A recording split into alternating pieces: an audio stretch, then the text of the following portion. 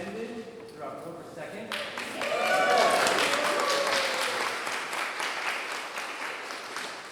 I'm going to very briefly introduce our two artists. Derrick is a Baltimore-born, Brooklyn, New York-based artist whose critically admired work spans painting, collage, sculpture, performance, video, and sound installations.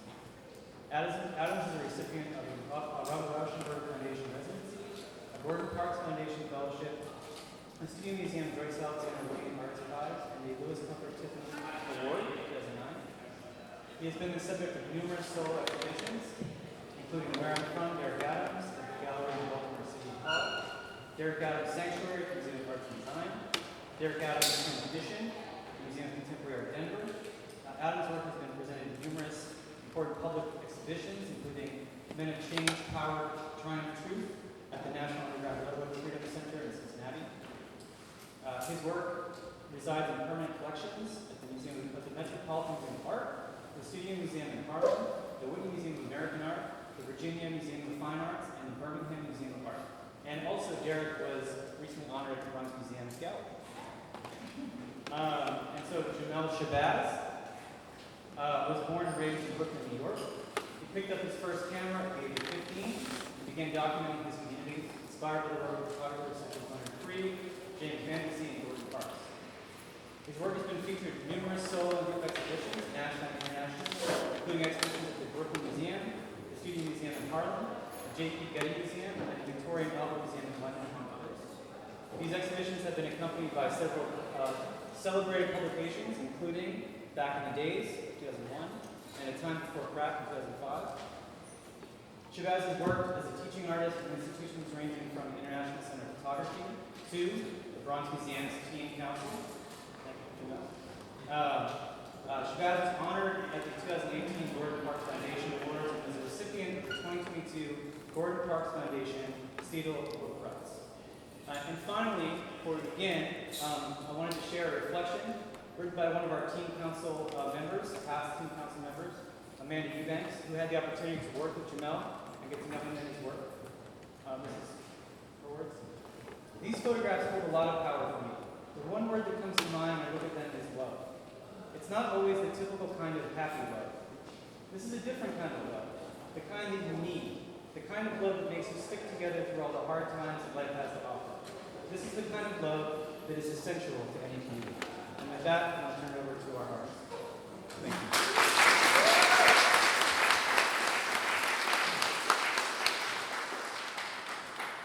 Well, first, I want to thank everyone for being here, being present, and being interested in the conversation we're about to have today. Brother Shabazz and I met Jamel Shabazz in 2000 when, in a previous life, I ran a gallery called Rush Art Gallery in Chelsea.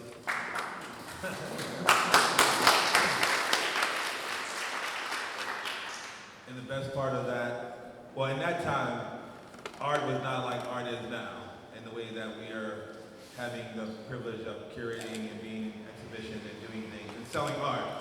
It was really more about education and exposure and thinking about really complex and interesting exhibitions to put, to present to the community to show the diversity of the community and the diversity of what Black creators were making or are making. So my job as a curator at the time, where I was at Rush from 1998 to 2009, so 13 years, I was a curator of nonprofit in Chelsea, and exhibiting a lot of Black and brown artists who at the particular time, that was the only gallery in town really, when it came to high profile, or at least a platform where artists would be acknowledged for their creative output. And so I was really in a privileged position because it was also a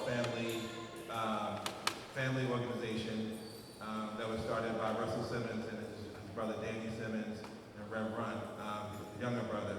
And so I started working there after school, after I graduated from Pratt, and right before I went to grad school in 2001, I have the privilege of creating an exhibition called Bigger Than Hip Hop. And it was really because at that time, hip hop was starting to become like a global phenomenon. At first it was like a local, then national, then it became very global when fashion started to come into play and other things, and it also became like more pop focused. And so I just thought it was important to have a show that really talked about the complexity of the Black experience beyond just the media reach or the music reach of the culture. And then one day I was in the gallery, just doing my job, and Jamel walks in, and he has a portfolio, and I'm in the office, I'm working, and he said, "Excuse me, brother, we're talking," and he showed me his portfolio, and he had some photographs. I think they were the photographs you were taken in the prison, and those are the first photos I saw. I was aware of who you were, but I've never met you before, and I don't think you were exhibiting in galleries as much or at all at that time, and so he really is the basis for the exhibition. When I saw the photos, I said, I gotta make a show. I gotta make a show that, group show, that these photos could be somehow kind of like the foundational structure for the exhibition. And so that began our relationship. And I think we actually have a photo of the install right there. And so we met in 2000. The exhibition was 2001, the spring right before I started grad school at Columbia. And I felt like this was the show I wanted to lead before I went to grad school to focus on my work. And so this exhibition was a lot of artists. Some are not even making art anymore. Some are still out here doing things like De La Vega, some people know, was painting on the streets. He painted the floor in the gallery. Kehinde Wiley has a painting.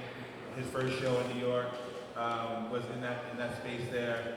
And Jamel has some wall of photographs that you can't really see because of the angle, but the photographs from from different series, but the main anchor was the photographs that you had taken in the prison. So I want to start just by framing the conversation about, when we met, the kind of foundational structure of Jamel's work and how it relates to just the way we think about value in contemporary culture. I think that there's something to be said about the work and how it's been put into the world. Most people know the work, if not from a gallery, they know it from publication, from the books. A lot of people are familiar with your work who've never been to any exhibition of yours, just by going, I think I've seen your work in like a book in Urban Outfitters or something like that. Like a lot of your publication became so accessible for the culture that it actually started to really have questions and highlighting aspects of accessibility in culture, like the idea of certain things being inspired by the culture and being extracted out of the culture. And I think that your photographs really push against this idea. Because when I met you, you would give photographs to people. And I was like, he's just giving photographs to people. I'm like, you're giving people photographs, And in that world, I was working in a gallery where people were like numbering things and really concerned with limitations and things like that. And so I want to talk a little bit about like that day. I think when we met, you came into the gallery. Like, where were you, like, in your career at the time? Were you thinking about, the trajectory of where you were, wanted to go as an artist? So give me a little bit more insight on that. Yes, first of all, good afternoon, everybody. Thank you all for coming through. It's such a joy to see everyone's faces here in the spirit of unity. And when I look at everyone here today, it shows me the power of art, being that magnet that can bring everybody together in the time that we need to come together. So it's through the global language of photography that we are all here today. So this is in fact a great day in the Bronx. So I just want to start off with saying that. And I want to acknowledge everyone at the Bronx Museum for the hard work and dedication for putting not only my exhibition together, but all the various exhibitions they have done in the past. So can we give a shout out to Patrick Roll and Angelina and all the other staff at the Bronx Museum that helped to make this a great institution. It's an institution that's very close to my heart. But I'm truly grateful to be here today. And I'm going to go back to 2000 and where I was at, because it's a very interesting time period in my career. I spent 20 years working in the New York City Department of Corrections. It was actually, I like to look at it as an assignment that was given to me. And I didn't quite understand it in 1983 when I took on the job, but I realized that it was a place in which I needed to be at, to be a light. To be a source of inspiration, not just a correction officer, but it's the journey that I needed to be on to try to save lives. And I was doing it in the streets in New York, but I felt that inside the jail system, that's where a lot of young people need to be saved. And today's a very special day for me before I go on, because my man is here, and he's the reason why I did so much of the work I did in the 1980s, because he's the youngest inmate I met when I was working on Rikers Island, and he was a beautiful young man, and I photographed him, and just about a year and a half, we got together on Instagram, and we reconnected. He did, I believe, 18 years. So, brother, can you stand up, brother, and let people see who you are?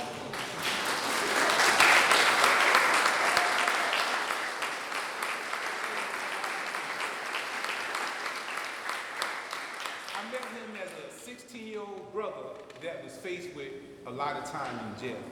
And at that time, I'm working on Rikers Island, I'm working with adolescents, and I remember showing my photographs, and I used the language of photography to connect with a lot of the young brothers that was incarcerated.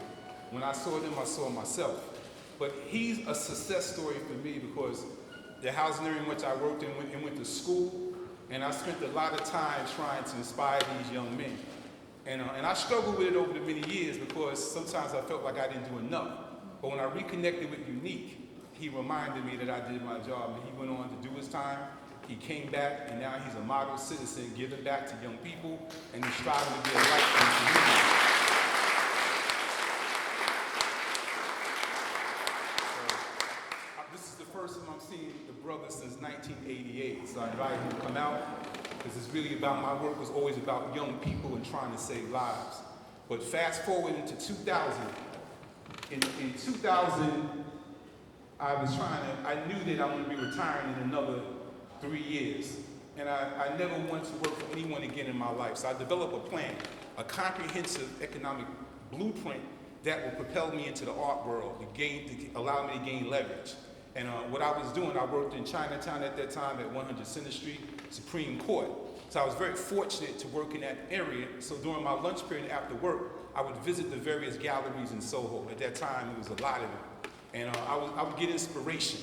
And I found that in going to a lot of these galleries, for the most part, that representative that was at the front desk was pretty cold and distant. You know, and maybe this is how it was, that they just didn't communicate. But nevertheless, I was constantly going out to exhibitions. I was looking at work on the wall, and I felt that I can do this. My work, my community has the ability to be on these walls. So I did that quite often, and I was going to a lot of art openings. But I never found a gallery that really represented my community, nor a gallery owner. So I was turned on to Rush, and I'll never forget, going through that gallery hopping in that area, which had a lot of galleries back in the day, and I came upon your gallery, and then I saw you, brother, and I was so happy to see this young brother. Because mind you now, I'm leaving the job, I'm leaving a jail situation where I'm looking at a lot of men that ain't never coming home. So now I'm leaving that environment, and now I'm coming to a gallery, and I'm seeing a young man who's at the same age as a lot of brothers who's not coming home. And it's ironic that you would mention the fact that I have my pictures from Rikers Island with me, because it shows you that body of work was very important to me. Of all the work that I've documented throughout my career, it was something about that work from Rikers Island and my time in corrections that I wanted people to see. I wanted people to understand what was going on, because at this time period, we were dealing with a lot. We had the crack epidemic, we had the war on drugs, and I'm a witness to this every day. I was working in the Supreme Court in an area where people were being sentenced. They were going to face the judge. So I was seeing things in real time, and it bothered me. I was pained. And I knew as an artist, I had to utilize my voice to make a difference. So again, it was really ironic that of all the portfolios I would carry with me, it would be my images from jail. And prior to seeing you, and after leaving you, I would share those images to young people on the street in hopes that I could deter them from that path of incarceration, because during that time period, a lot of young people felt that by going to jail was a rite of passage. And I had to work with great zeal to convince young men that that wasn't the way to go.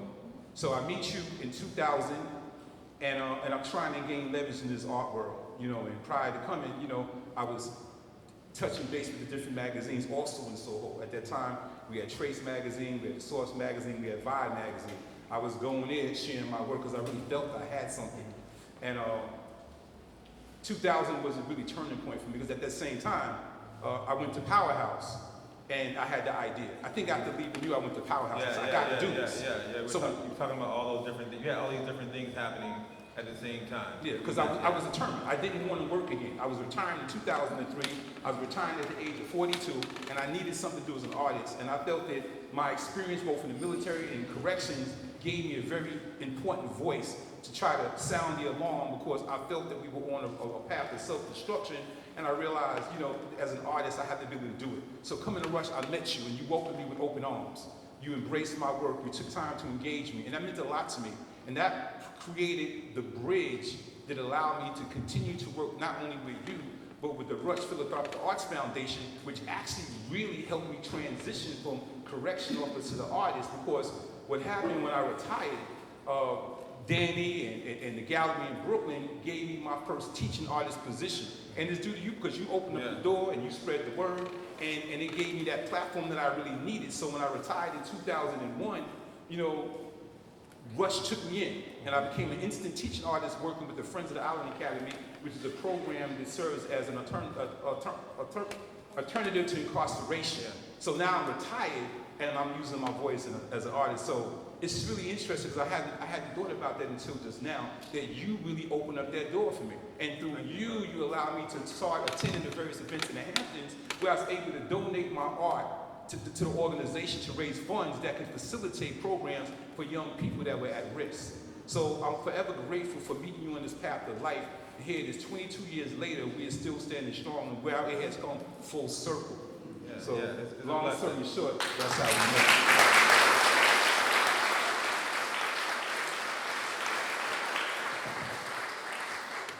Well, at the time, it was definitely a blessing, and I think it was a time that a lot of culture that was happening within the community was starting to have more of a presence in the mainstream creative community.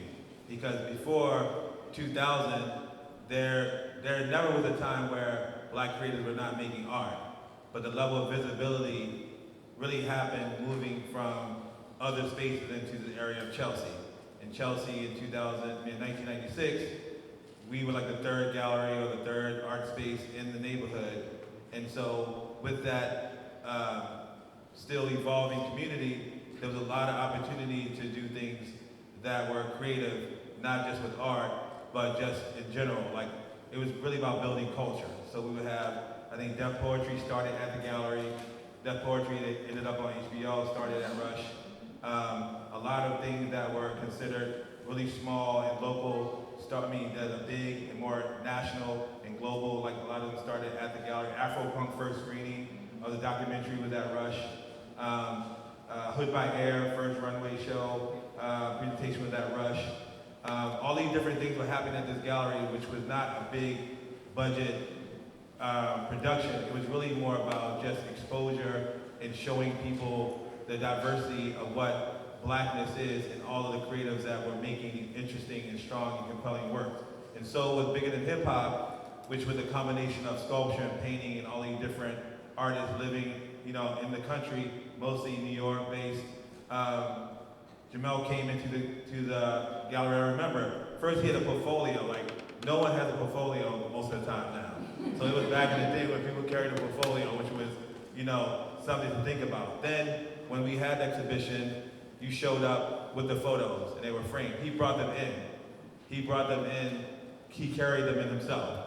And we installed them on the wall. And that became like another era of the gallery, and also the idea of thinking about culture. Because also at that time, that was the beginning where people started thinking about hip hop as a means for a conversation in art. So think about now, like a lot of artists are making works that are inspired by hip hop and talk about hip hop and all those different things. But in 2000 was the kind of the beginning of artists really thinking about hip hop as kind of this intellectual aesthetic to incorporate in art, or at least writers to write about it in a way that is not just about entertainment, but to talk about kind of underlining principles related to hip hop and black culture. And the exhibition was really kind of like the foundation to really talk about all of these things that I thought were happening in the world of young creatives, talking about these relationships. Because you have to think, like in art, usually from an institutional perspective, it's really talking about Western ideas, thinking about having conversations with Western ideologies when it comes to art making. And now we have this exhibition, and now we have this young black guy in this gallery showing exactly what we want to show. Showing, not making art that compares to other people, or other cultures, but making art based on what I think the audience wanted to see. And we did not have a photographer like you at the gallery before you came.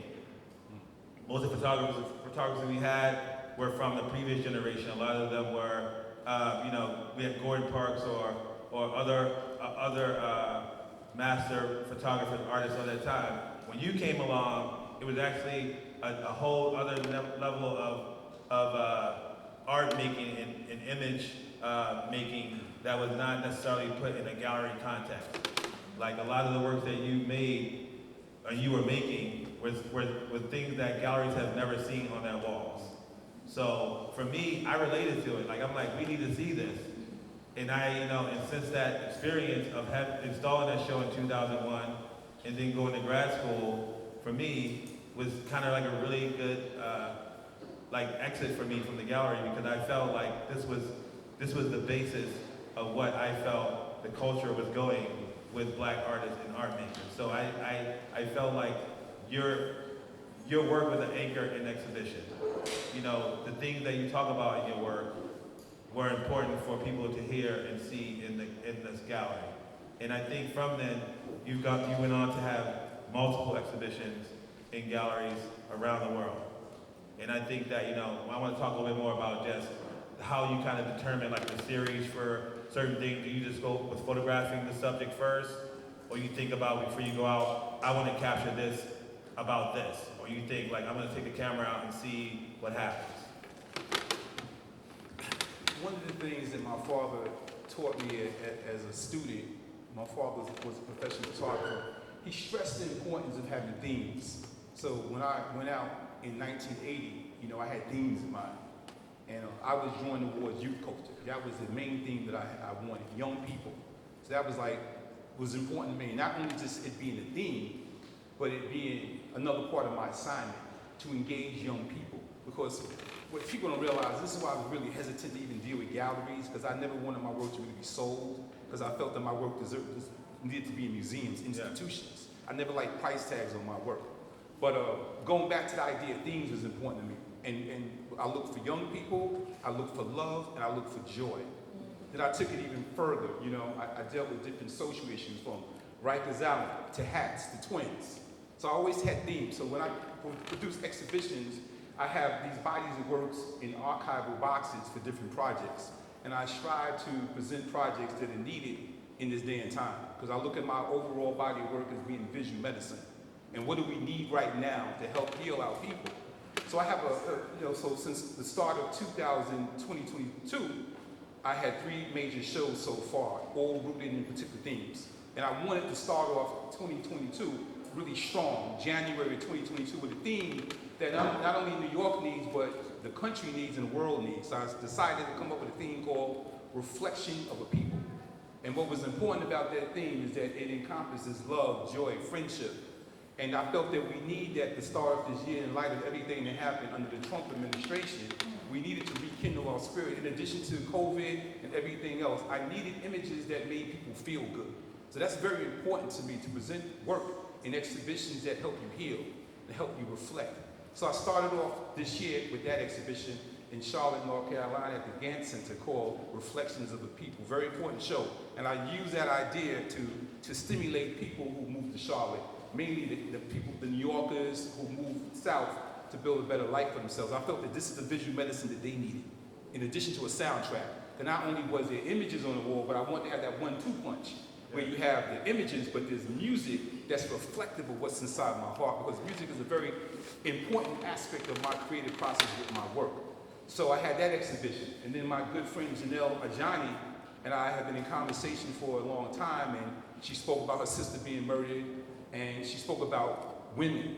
So we came up with this idea, because I refer to women as being queens, and back in the old days, our greeting to them was peace to the queen. So she liked that. So she said, let's do an exhibition called Peace to the Queen. And I agreed, and it was an exhibition that was centered on women throughout the country. And that was a very important exhibition because now it speaks to women. It speaks to mothers, daughters, and sisters in a time when the image of women had been compromised. So that was an important theme. And even now, I'm preparing for my next book next year called Women Only, which is a body of work of just women, in hopes that that body of work will inspire modesty and humility, because we need that right now. And then with this exhibition here, when Sergio Besse came to me a couple years ago, he wanted to focus, he saw the power of my work, and he felt that my work really wasn't understood. That oftentimes people look at it as being, I'm pigeonholed in one area. So he saw the vastness of my work. So he came up with this idea of showcasing my street photography, and I thought that was important. So it allowed me to go deep into my archive and pull up work in this exhibition right here that was very important too, because now we're dealing with COVID, we're dealing with anxiety, we're dealing with a lot of violence. And I felt it was necessary to bring forth this exhibition in this institution that could serve as help people heal and reflect and think about a different day and time. So that's how that idea came about. And what's important to me, the most important aspect of the show here are the children, because children are very important to me. And to have faces of innocent children, it meant a lot. So I tried to create images that are compelling, images that have a backstory. Every single photograph that I've taken has a backstory beyond what anyone could ever imagine. And I have to say this here because I get very emotional, because what in studying my own personal trauma, I realized that there's triggers. And every picture, even what you're going to show, there's a trigger. And I vow that I'm not going to become too emotional, because it's beyond anyone could ever imagine. Because once I see an image, that trigger comes. Of course, we could look at it as a pose and see the fashion, but you don't know who the person is, because I strive to get to know people. That's why a lot of my work is about engagement. I want to know who you are. And now through social media and technology, I've reconnected with so many people I photographed. I reconnected with children whose parents are no longer here. So there's a lot of triggers. So when I put forth exhibitions as well, I think to incorporate images of people who are not here.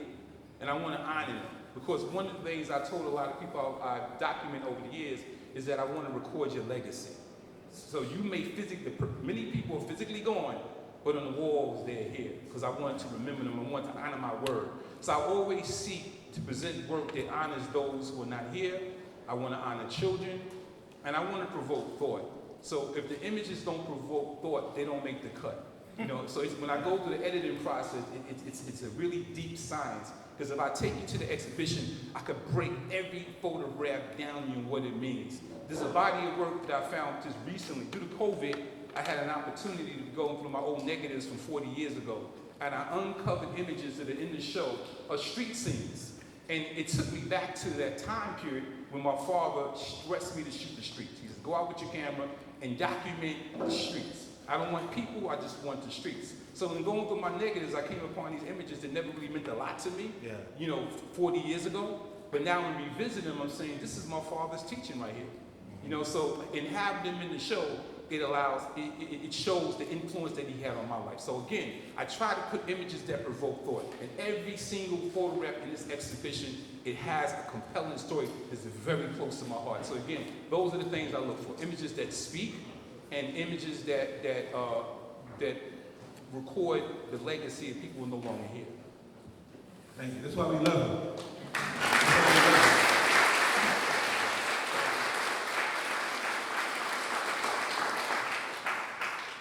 I mean, it's one thing that I feel stands out mostly with your work is that you feel the connection to the genuineness of you in capturing the subject.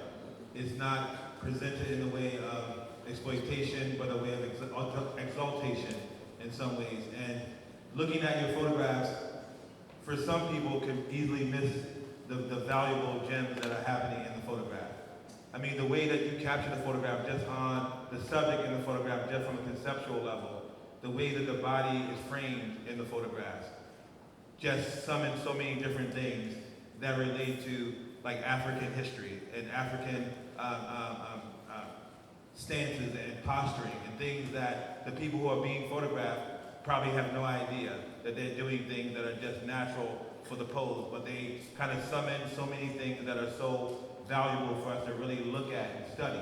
And I think that your photographs have this other layer that people are going to start to understand in the future when they spend more time with the work, that's what attracted me to your work. Like, just from an academic perspective, going to art school, teaching art, looking at history, looking at other history, and then going back and looking at your work and really understanding from a perspective that's way more complex than most people can see from the beginning.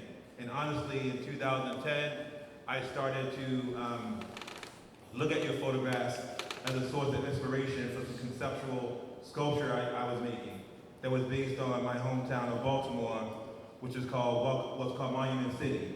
In Baltimore, in the turn of the century, was considered one of the most prominent cities in the country. It had the most amount of monuments of any city in the U.S. And then a fire happened, a lot of things were destroyed, but at one point it was considered, by the president at the time, is considered to be Monument City. So with all that said, it kind of really made me think about Baltimore, because at that time, I was going back home visiting my family, and Baltimore had this, been hit with poverty and a lot of drugs and different things like that in a lot of the city. And I was driving through the city one time with my mother, and I was looking at all the houses. I was like, damn, everything is boarded up. My mother says to me, don't talk about my city, because you moved to New York. There's nothing wrong with my city. I don't live in a boarded up house. And I started to think about, when you look at the History Channel, and the History Channel has a totally different spin on ruins. The History Channel talks about ruins in the most glamorous manner. You can look at a pile of trash on the History Channel, and they can tell you everybody who lived and used that trash, and how important those people were who lived at that time. And I started looking at Baltimore in the same way. I started to turn my attention less about what I'm looking at now and imagining what existed there at one time. And so Monument City became the origin for my exhibition, and I started to make these sculptures that were really, I was looking at your photos. I was looking at your photos and making these sculptures. And I said, you know what? That's the moment when I realized that when artists are influenced by other artists, it's not your job to duplicate or mimic what the artist you're inspired by. But I think it's the job for the artist to look at that image or that object and capture the essence of what that object is doing for you, and if you're going to make work about it, make work about how that object made you feel, and put that into the world, instead of making the object that look like the object that you were looking at. And so with this series of work, Welcome to Monument City, I started really thinking about community. I started thinking about the black body as an architectural structure. And so a lot of the sculptures I was making were based on like some of the street shots that you were taking of people, gathering them in the street, or just random shots. But I really started thinking about the idea of collective community. So this particular series of works really started to think about the formation of the body, a lot of material you were using, and what those things meant to me as an artist. And so I just think about your work a lot. Even when I'm making stuff now, I think about your work because there's a certain level of genuineness and honesty in it. And when people talk about my work and they say, like, my work is about black joy, because people read that about my work all the time. My work is really about black normalcy. And joy is part of that, too. And it's not, and the fact that if people think of black joy as being a dismissive term, it's because you don't understand the complexity of the word, of the term. From a group of people who are not supposed to be here where we're sitting right now, we're not brought here in attendance for us to be doing what we're doing right now, and we're doing it.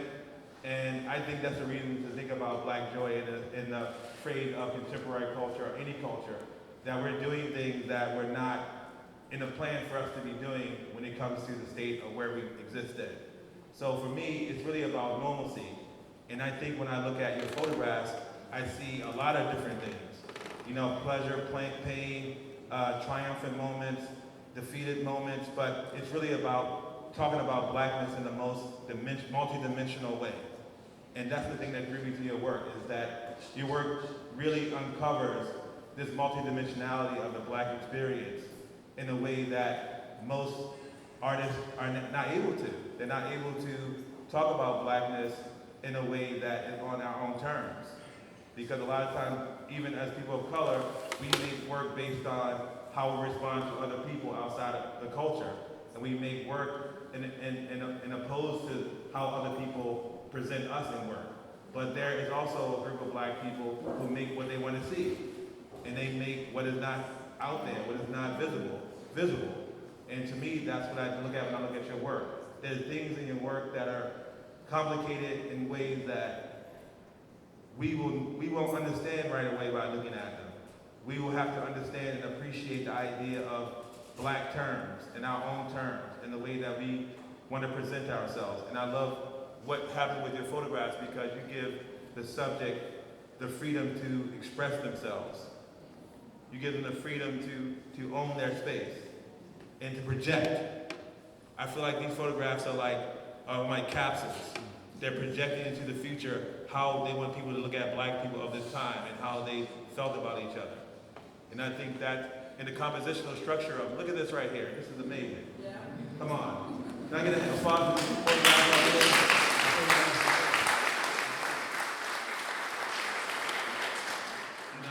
I look at these photographs when I'm just sitting on my couch. I go to your Instagram, I go to your website, I look at the books that I have of yours. I'm totally inspired by your work, and I think all of us are here. Yeah. Well, thank you for that, brother.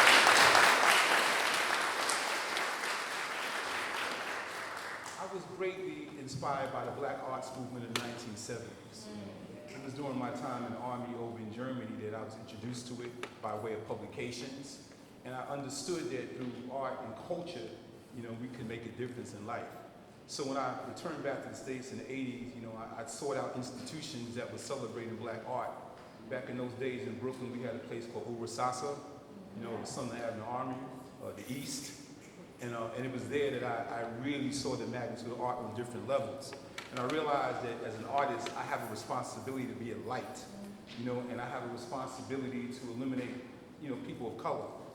I was also greatly inspired by W.E.B. Du Bois when he came up with the idea in 1900, the Negro Exposition in Paris, and the idea behind that exhibition in 1900.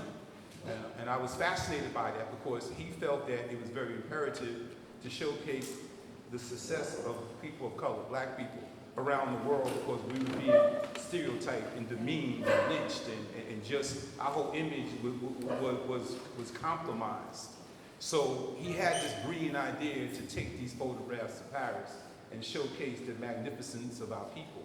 And when I learned about that, it really did something to me. And what's interesting about what he did, is so deep, is that this exposition was in 1900. And then we looked at World War I, 1914, and how black people were received in France during that time. How the American army rejected them, but the French embraced them. And I really believe that it's due to those images that were presented that showed that positive view of black people that allowed them to be welcomed in France. And so many were going to migrate to make France their home, but I think that those positive images of the successes of black people really encouraged people. It broke those stereotypes down. So I understood that early on, that I have a responsibility to show images that show honor and dignity. And the umbrella of most of my work is in fact honor and dignity. It's something that needs to be shown, because it exists and we're not seeing it a lot. So I moved forward with a determined idea to showcase that. Even with brothers on the street corner posing, they standing erect.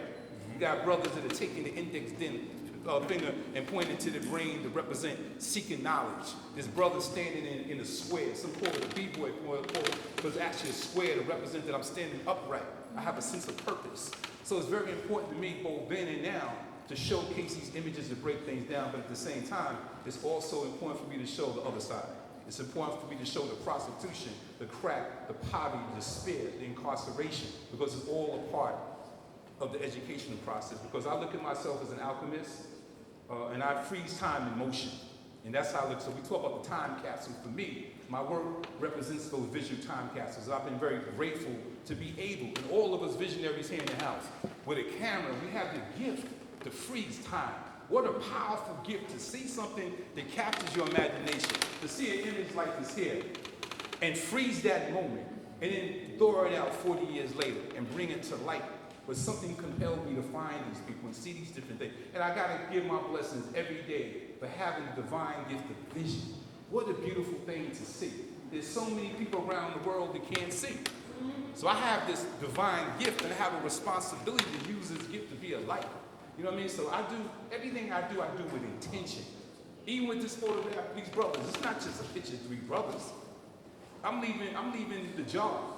I'm walking down the Lansing Street after leaving a negative atmosphere, an extremely violent, hateful atmosphere. I gotta talk to somebody. So I see these young brothers, it's like, you know, the bait is the camera. The bait is the portfolio. That's just the bait. I'm trying to reel you in because I got to talk to you. I got to talk to you about love. I got to talk to you about unity. I got to talk about brotherhood, how we got to come together. So as brothers is posing, I'm building with them. I said, yo, y'all brothers is great. You know what I mean? Y'all represent the future tomorrow. You know what I mean? So what happens, we see the photograph, but before the photograph, you know, there's a conversation that came first. And then I got to shake their hands. Come on, give me some love, brother. My name is Jamel Shabazz. What's your name, brother? Yeah. Give you some love. And then I feel like I completed my mission. Yeah. You know what I mean? Yeah. And I let them know that it's going to mean something later on. It may not make sense now, but it's going to make sense later on. And just trust me, brother. You know, so again, I am a student of the Black Arts Movement. And every day I wake up with an idea. What can I do to make the world a better place using this language of art? Because it's beyond now the black community. Yes. You know, I have a world responsibility in that because photography is a global language. So through social media now, I could touch base with people around the world. People write me from Australia, from Belgium, from France, from South Africa, based off my photographs. So I strive to include all the human families of the planet Earth in my work, because I don't want to be just limited to one. Yeah. We all are we're in trouble right now, and artists have the ability to bring about that change. And I want to be one to do that right now. I don't want to just I don't want to make fun pictures. I want to make pictures that inspire love and unity around the world, because we live in a time right now there's so much hatred and division, and now I have been called to the forefront. You know, at this stage in my life now, you know, I realize my higher purpose in life. I often speak about the movie, The Book of Eli, for those who know me. You know, it's a very important movie that helped me to better understand my journey in life. And the movie, The Book of Eli, with Denzel Washington plays Eli, it's a futuristic movie dealing with a time of change in the world and devastation. And you have this man that's on the path with a book. And he's trying to bring this, but he's going through trials and tribulations and hardships and opposition and envy and jealousy and everything in between, but he's never getting on that path. My partner told me, watch that movie, I see you in it.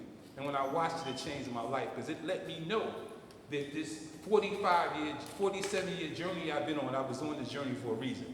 Not only to document with my camera to freeze time and motion, but to write about my experience. And now at this stage in my life, 47 years later, I have institutions that are now sitting with me and taking my work, because my work belongs to the people, it doesn't belong to me. And that's what it's about. My mission in life wasn't about me. I never sought fame and fortune. All I wanted to do was fulfill my assignment and stay on the path. And all these images that the creator allowed me to document, now I have a place to let them go as I get older. Yeah. So I have thousands upon thousands upon thousands of images that belong to institutions. You're going back to the idea of galleries, you know, the galleries were the cornerstone to my foundation, and I tried it was all right, but it's the museums and the schools of education where I feel my work, and not my work, my community belongs, because this is my community. It's not about me. It's about preserving my community and communities around the world. And that's what it's about for me right now. So, like I said, you know, I think about it every day. Those who follow me on social media, every day I try to come up with an idea. How can I make the world a better place? It could be through an image to make you think, or it could be through a statement. But at my fingertips, at our fingertips, we could use these platforms to bring about change. And at that point, it makes me feel like I'm doing some good in this world right now. Because I got to. We all got to. And again, art is that global language that could affect change. And we need all artists on deck right now. Poets, painters, photographers, let us use our craft, our God-given ability to make this world a better place, our communities a better place. And that's all I want to do. That's who Jamel Shabazz is.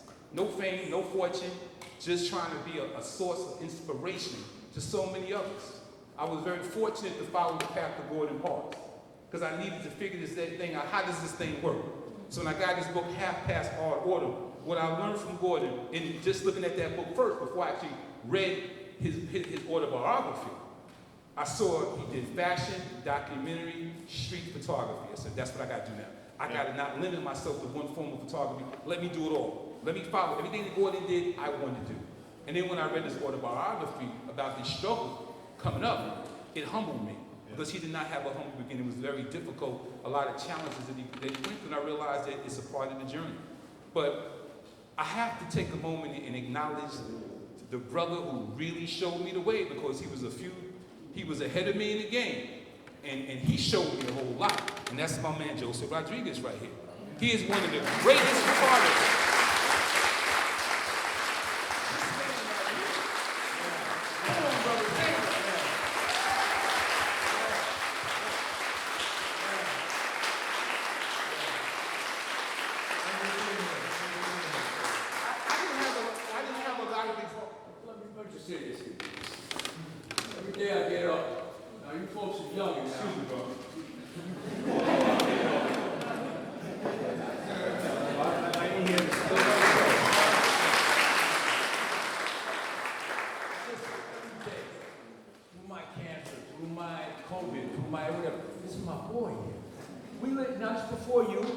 We had a radio station called WNJR in New York City.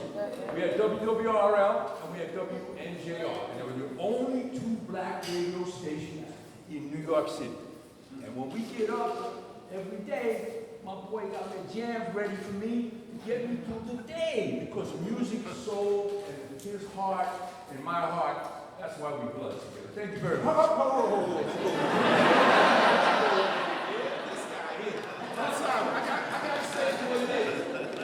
This is so important to me right now because this represents what my life is. Unique. Come on up here, Unique. Come on up here, Unique. Come on up here, Unique. You got to start this now. You started this right. You got to hear the struggle.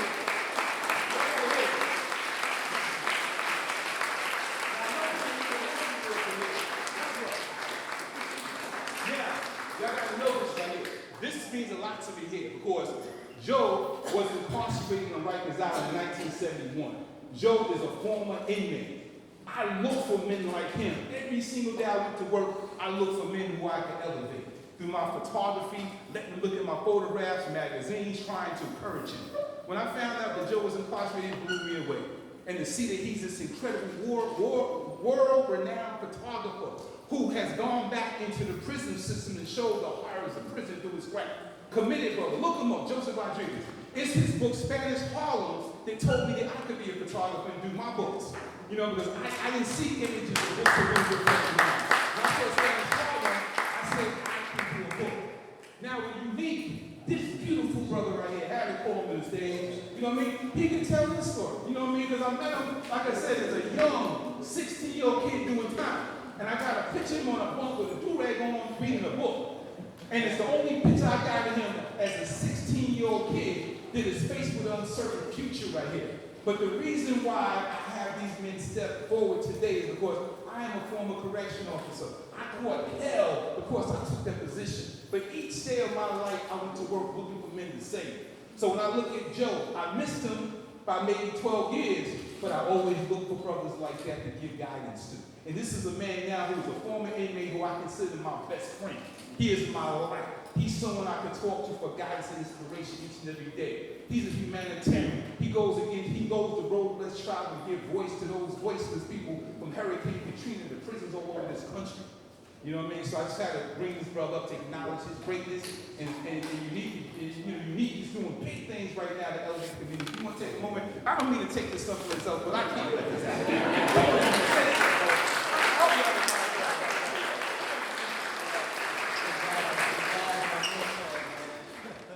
Mentor, man. When I first, unfortunately, I was in an unfortunate situation like a lot of our young people are today, where they get caught up in the officers round them up in the streets and they acting in concert for something they haven't even done.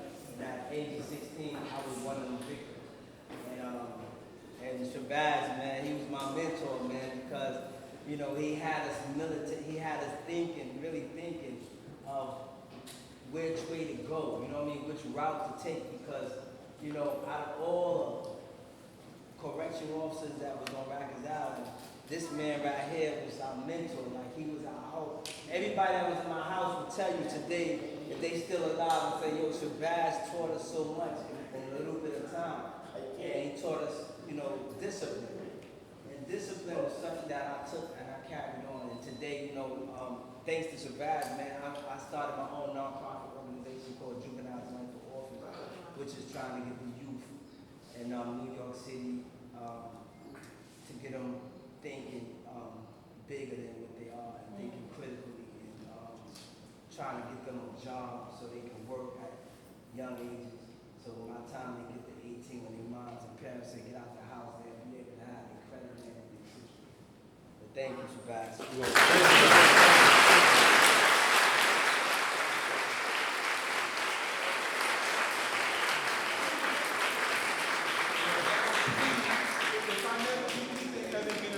That's what it was about. And that's what I needed. That helped me because there were moments in my life that I felt that I wasn't doing enough. And my PTSD came from not thinking I saved a lot of young men. And those who came to my previous exhibition, I had a photograph of a young man behind bars. And the bars look like a jail, but it's actually a train station. And I was always pained because I saw that brother, I took his photograph and I kept it moving, would never see him again. But when I reconnected with Unique, I realized that he was that young boy behind those bars. So it gave me a sense of closure and I could move on. But I had to bring that brother because that's what my work is about. It's not about exhibitions, it's about saving lives. If I was able to get him, I felt like I've done my job. So thank you.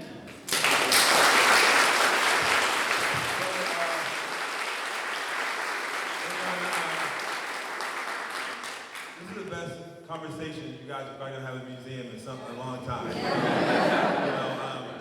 So now we are at the point where we're going to start taking questions. Yes, questions would be great. Statements are less preferred, but questions would be great. So if anyone has a question, please raise your hand and we'll bring a mic over to you. Daryl, yo, what's up?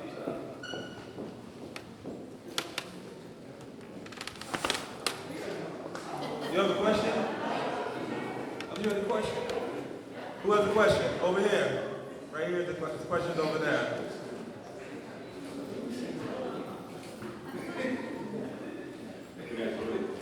Jamel, yes. Why do you think you get the attention from museums and the galleries now?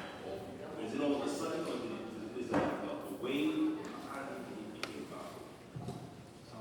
Good seeing you, Ray. I think that it was just a matter of timing. I've been exhibiting now for maybe 20 years. I do at least 10 exhibitions a year. So I think that I've been very blessed. So I don't think that it's just coming right now. It's always been there. I kind of like keep that on the down low. I don't like to advertise the things I do. But I've been very fortunate to do a number of exhibitions in museums every single year, both near and far. So it's always been there. Thank you.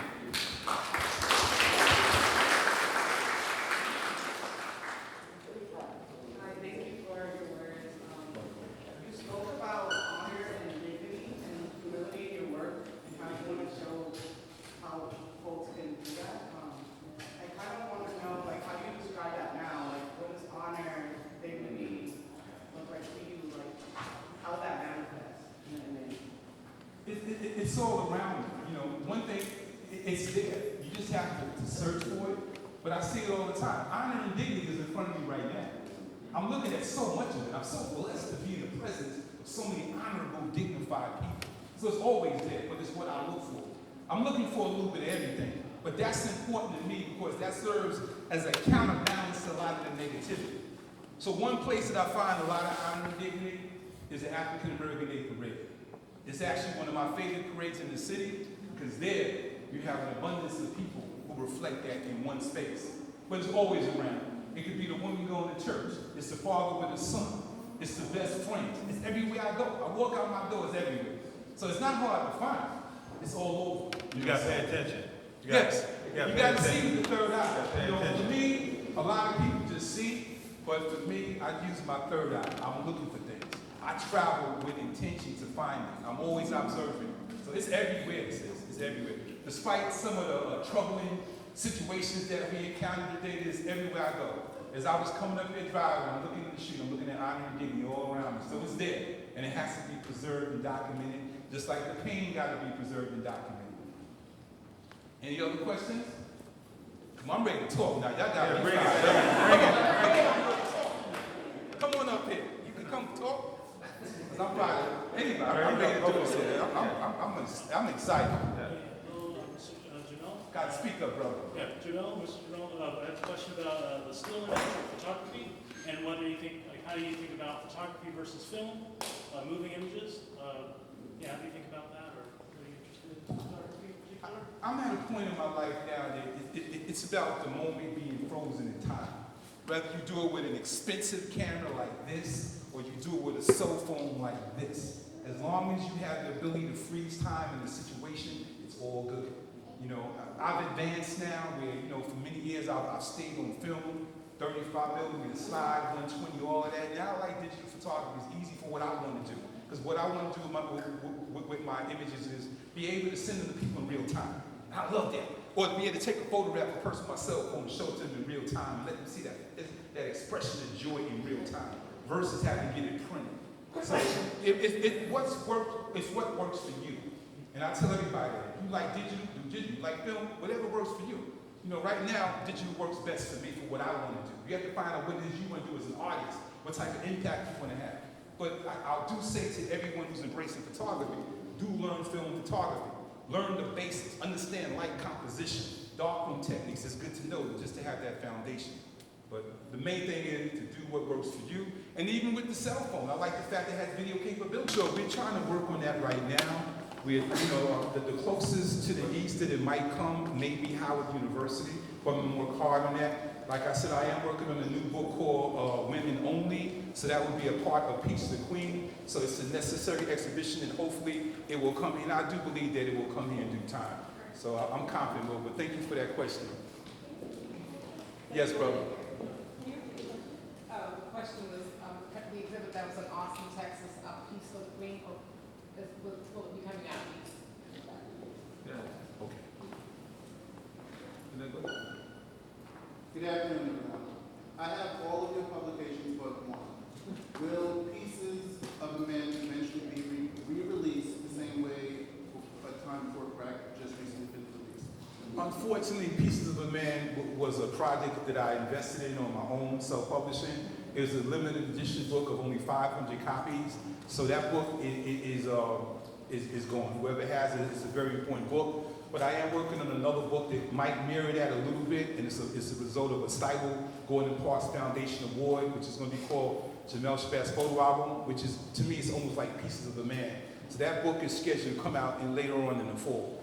But if I do find a copy of, if I do happen to find a copy of Pieces of a Man, I'll holler at you, make sure you get it, because I might have some laying around. I'll give you my information before I leave.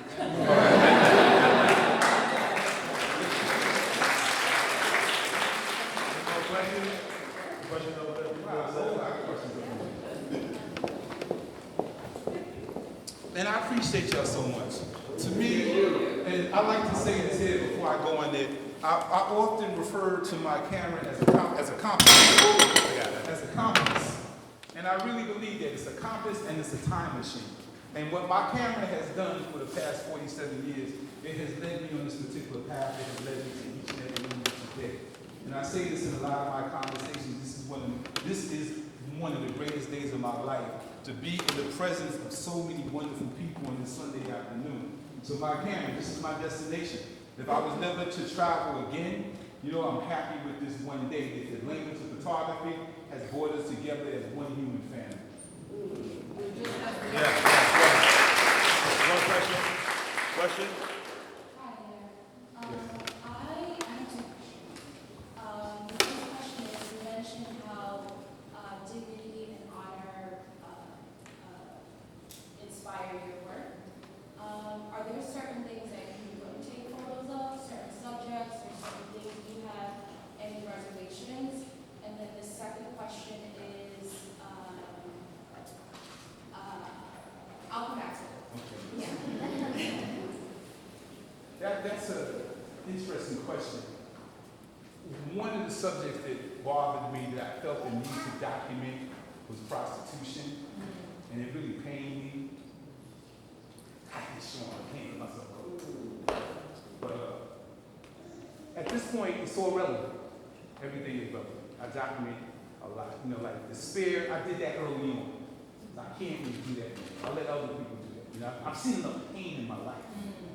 You know, I shot the jails.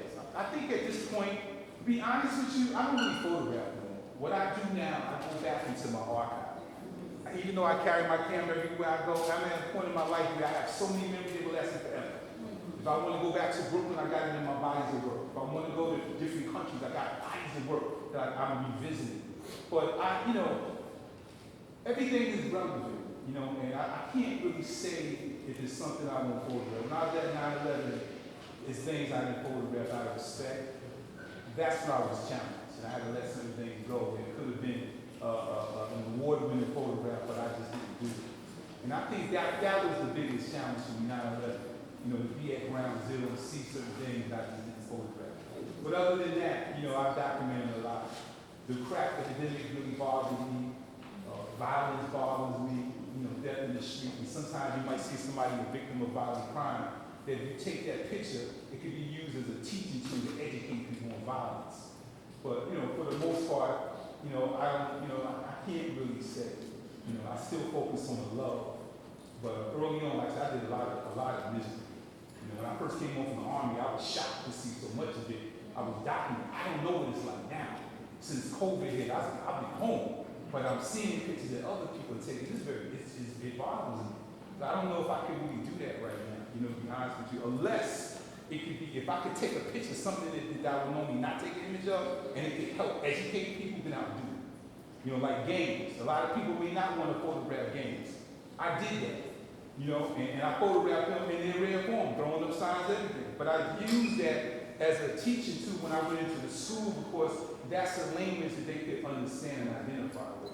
You know, so I would document that and use it as a teaching tool. But for the most part, I don't even restrict myself at this point.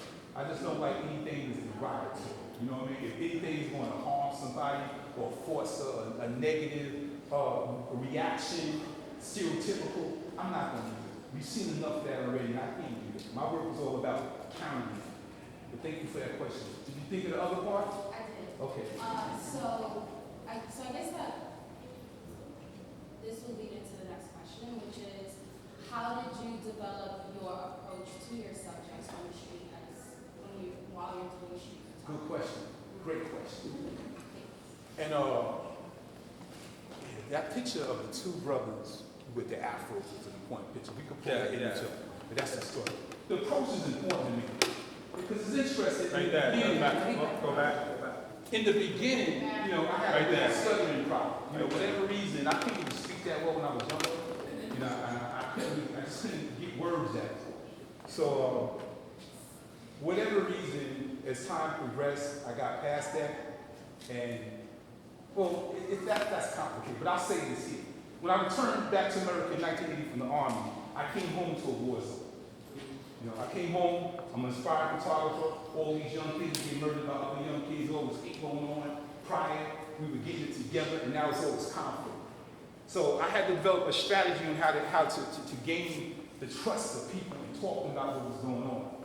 And my professor at college introduced me to a book called How to Win Friends and Influence People by Dale Carnegie. That book was very instrumental in my growth and development because it helped me to understand the art of communication and how to connect with people. Very, very essential book. But one of the deepest lessons that I got in communication and approach actually came from a pimp who I was documenting with his prostitutes. And it's through his way that he dealt with me, taught me the approach. And it's very interesting because I had problems with pimps at that time. But this pimp was really open to me. And he would see me. The way he would engage me was like, oh man, brother, look at you. Look, you be so good, brother. Man, look at you. How you been, brother? Man, it's all right? I said, wow. That's the science. You look good. You look good. It's called winning the hearts and minds of the person. So when I would see people, it was like, excuse me, sister, my name is Jamel Shabazz. You were so beautiful. Look at your beautiful skin. With all due respect, I take a photograph of you. You know what I mean? Here's my business card. I have it for you next week. I don't want anything in return. I just want to capture your essence. You know what I mean? So I come from the heart. You know what I mean? That's very important to me.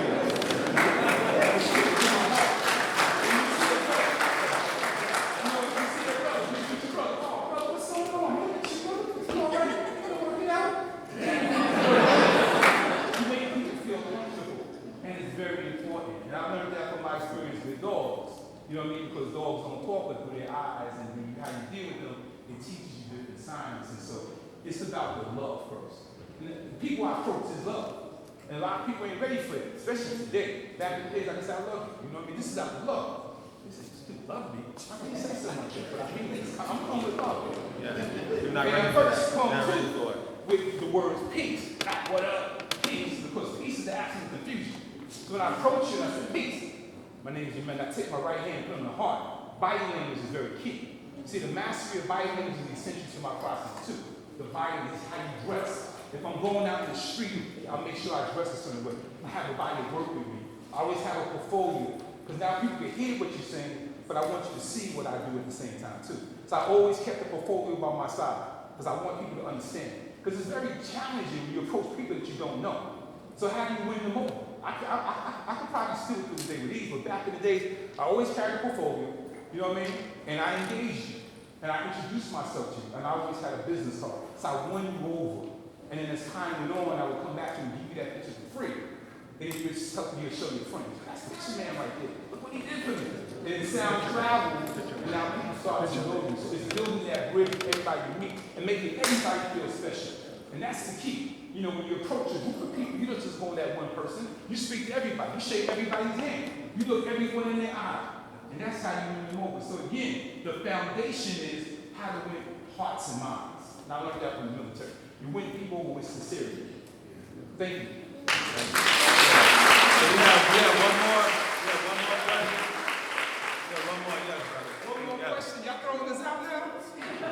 I'm ready to pay for some overtime fees here. This is my therapy right here. I haven't seen my therapist in 30 years, so I don't mean to say that. And I gotta mention my man Chloe right here. This is the director of the museum, right? Chloe, can you come up here, please? I'm sorry, I gotta do this.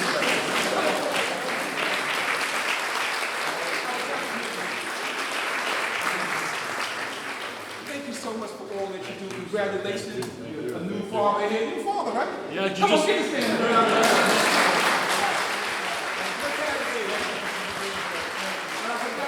Earlier, I just had to mention Chloe because this is man here. Welcome, thank you all. All right, yes, I'm sorry. I'm getting up the side of myself now. Who got a question? You've been able to document something locally, and it's been accepted internationally now, obviously. What is the common denominator in which people receive it internationally? In other words, those in France, in Belgium, South Africa, what is that one thing that unites them all through your photography? That's a really great question, brother. I think I would say just the respect. The respect that they see. The respect, the love. I think it's the love. That they see the love in their images. They see the empathy. They see humanity within the work in many cases. Because I've had opportunities to travel and do shows in Japan and Korea and different places, and I sit back and I watch people, and they're amazing. And they see dignity. They have dignity too. To see that uprightness and that dignity within the people. It makes them feel good. You know, so I'll say that's what that is. But being things is about to end right now, I gotta say, this is all a setup. I don't know if y'all know this here. I actually felt that with all the negative press that the Bronx has been getting, we need to do a great day in Bronx. Yeah. So imagine we all came together and took a photograph. You know what I mean? Wouldn't that be beautiful? Because we always hear about the negative and the crime and all of that, but if we were to go outside here and crouch down and social distancing, do whatever y'all want to do. He's doing that talk. He's doing that talk now. And it Talk you learn. would be so beautiful to do a great day in the Bronx, because this is what love is about. This is what living is about. And it would be so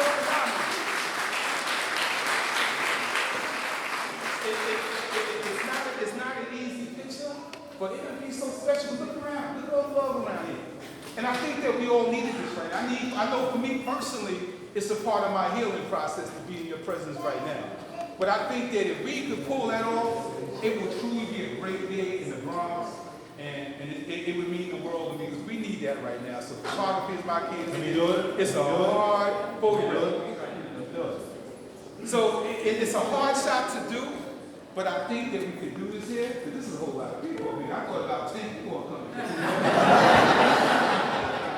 So I don't know how we're going to do this right here, but maybe y'all can help me out. If I can do one roll at a time and come back, y'all be all right? It's going to be history. So y'all prepare you. So if you guys are all right with it, it'll mean the world, it'll mean the greatest thing, it'll give you a second one to go on. So if I can just do this whole section, y'all come outside, and it takes 30 seconds, I call you. Then I come back to this row, and I come back to this row.